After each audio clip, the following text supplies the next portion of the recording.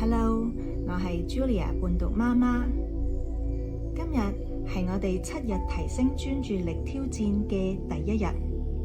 呢段影片係我特別為遠方嘅仔仔同埋每一位追夢嘅孩子準備嘅。當我哋覺得讀書好辛苦、坐唔定嘅時候，其實唔係因為你唔夠努力，而係因為我哋心裏面嘅雜音太多。依家等媽媽陪住你一齊做呢個練習。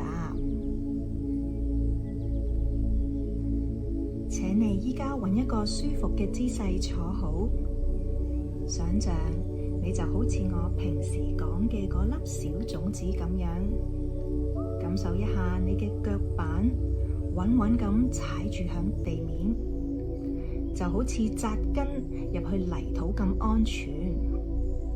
我哋一齊做個深呼吸，吸氣，感受空氣由鼻尖慢慢流向頭頂，呼氣，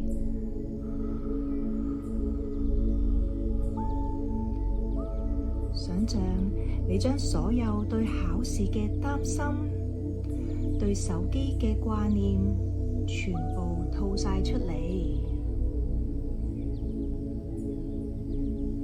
依家試下匿埋眼，留意一下你嘅大腦入面係咪仲係好多聲音？可能係我仲有好多未溫完嘅，又或者係頭先嗰份卷做得好差。呢啲聲音就好似收音機收得唔好嘅雜音咁，我哋唔需要去趕走佢哋嘅，只需要靜靜咁同自己講：我睇到你啦，多謝你提醒我，但我依家想休息一下。當你學識咗觀察呢啲雜音，你嘅大腦就會慢慢進入一個好特別嘅狀態，叫做 Alpha 波。呢度係一個好平靜、好有智慧嘅空間。想像你嘅眉心有一點點溫暖嘅金光，呢點光會幫你分散咗嘅注意力收返嚟。你會發現，原來你嘅內在係咁有力量、咁平靜。第1日嘅練習做得好好啊！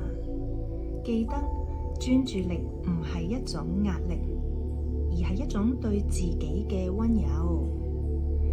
我係 Julia 伴讀媽媽，帶住粉紅同埋金色嘅光，願你帶住呢一份覺察，開啟專注嘅一天。我哋聽日見啦！